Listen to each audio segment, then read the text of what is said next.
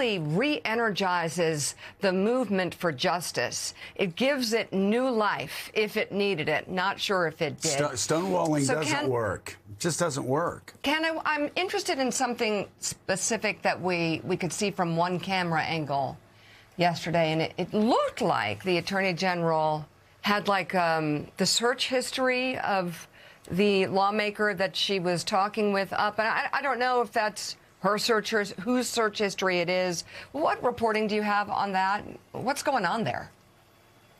Oh, Mika, I'm glad you brought this up, because in any other time, in any other administration, this would be a massive scandal that would consume acres of newsprint, and we'd be talking about it every day.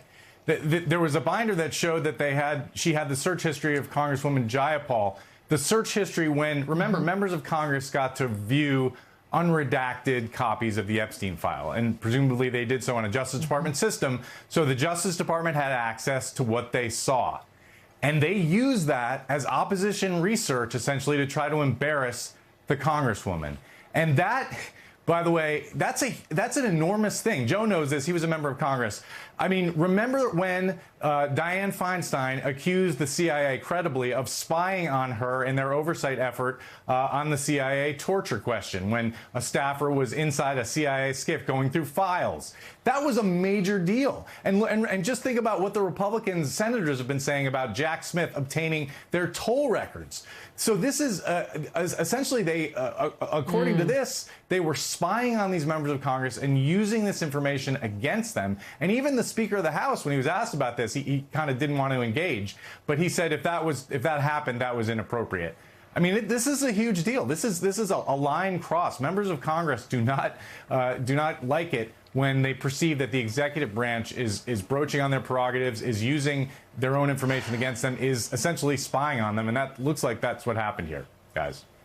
Well, and again, Ken, not only is the executive branch spying on the first branch of government, the Article 1 branch, members of Congress, but the second branch of government, the executive branch, is trying to arrest members of Congress that the president doesn't like for simply restating what military code is, for simply using their First Amendment rights. Talk about that line being crossed. John Meacham said there is no precedent in American history for a United States president to try to arrest his political enemies, who I'm not sure even realized they were his political enemies. But that's exactly what's going on, and tried to arrest them for saying the same thing that Pete Hegseth said repeatedly on Fox News. Yes, and I guess this is why the spying isn't the scandal of the day, because there are bigger scandals, and this is one of them. This is unheard of. This is, with all the weaponization that we've covered, with all the efforts to charge Jim Comey and Letitia James, the New York Attorney General, this one perhaps looms largest, because here you have a group of 6 members of Congress who did nothing but restate the law, telling military members they are not obligated to follow illegal orders, and they shouldn't follow illegal orders.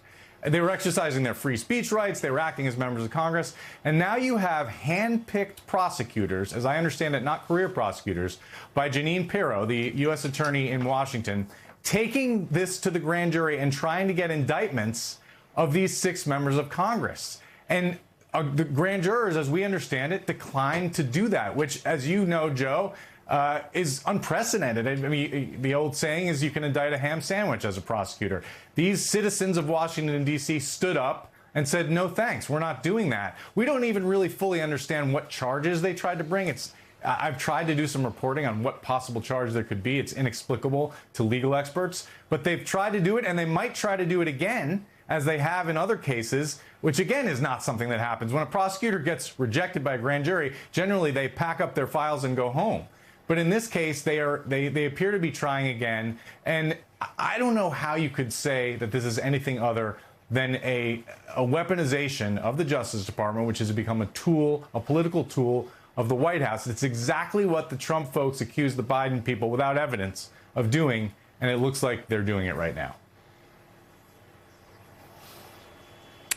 MS Now Justice and Intelligence reporter Ken Dilanian and MS Now senior Capitol Hill reporter and host of Way Too Early, Ali Vitale. Thank you both very much. And Richard Haas, thank you as well.